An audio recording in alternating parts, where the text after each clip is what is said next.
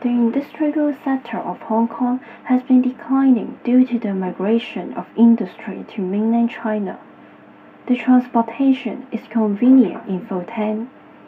Many local artists and art enthusiasts open their workshop and studio in the art village revitalized from industrial estate like Fotanian since 2000 because of the cheap rent price and large space. But now the rent price is increasing. Does the rent increase affect the artists in Fotanian? Many of my friends have given up the artwork for the sake of advancement in career and high rental expense in Fotanian. There's always a trade-off between full-time jobs and artwork. Ho is the only one who is still insisting on artwork among 11 of his friends in Fotanian. What are the advantages and shortcomings of establishing a studio in Fotanian? So the advantage for an artist here is the cluster. So you have all the community, you have the infrastructure. I think what has been a bit of a disadvantage is that this area has been also discovered commercially because it's very well situated between Central and Shenzhen. More expensive, but also the infrastructure has become better. So for example, the Shopping Galleria now has better shops. The transportation and the roads are better maintained. But of course the monthly expenses is more expensive. But I feel the level of quality for everybody has gone up. But it came at a price. It's kind of some give and take, right? Yeah, it's a situation which the disadvantage for the artists was that they couldn't make this decision. It was made for them.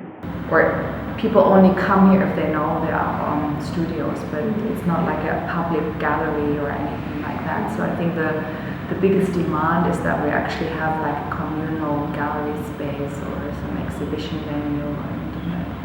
And even for me, this would be the biggest dream, like that we have one space here, maybe some on ground floor level, instead of one of the car shops, you know, like get an exhibition venue for the artists, because that would be nice, something on street level where people can walk by and see something, because the trouble here is this is all high-rise buildings, so it's hidden and it's not easy to find. The rent price in Fotanian is becoming more and more expensive, and the studios are not on the ground floor. My artworks are disassembled before they can be transported. Artists in industrial estates are still minority, and they have to share limited common space with other tenants. What are the differences between establishing a studio in industrial estate and in commercial building?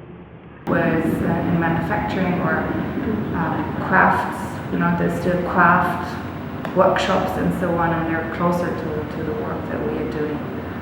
Violin is also very popular because of the high ceilings, whereas usually commercial buildings I think tend to be a bit lower in the ceiling, but we need to have space.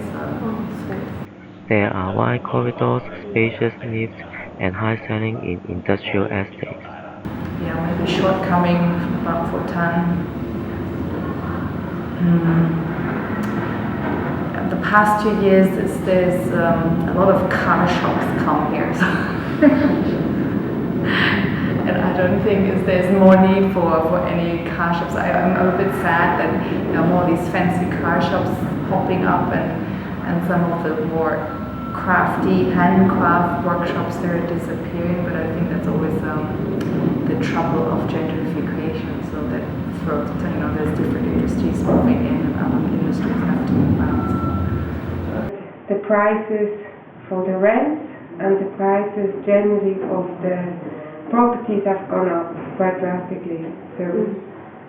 Do you think the Hong Kong government has provided enough opportunities for those with potentials to develop their artistic talents?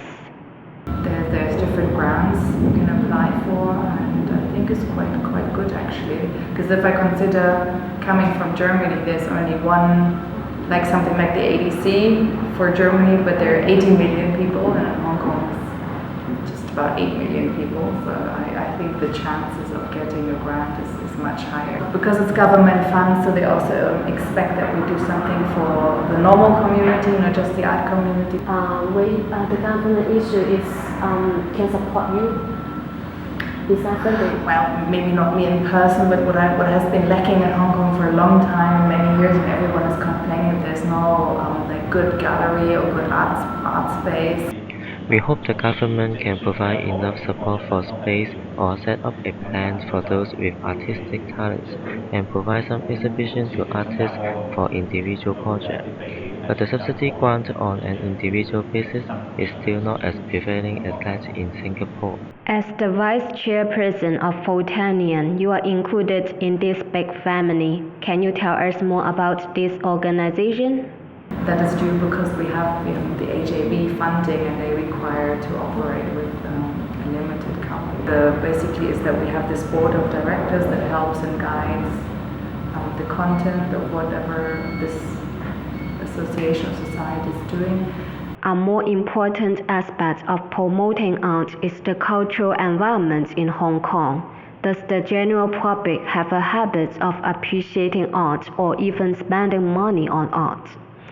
The government could sponsor local galleries, educate and cultivate a sense of aesthetics in early childhood, introduce the possible career of an artist, rectify parents' bias and misunderstanding on being an artist, build common art space in public housing estates.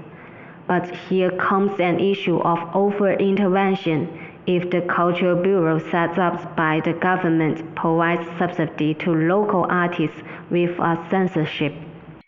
It's a dilemma of whether having a professional body for developing art industry but with limited room for creation, or remaining unchanged but with more freedom.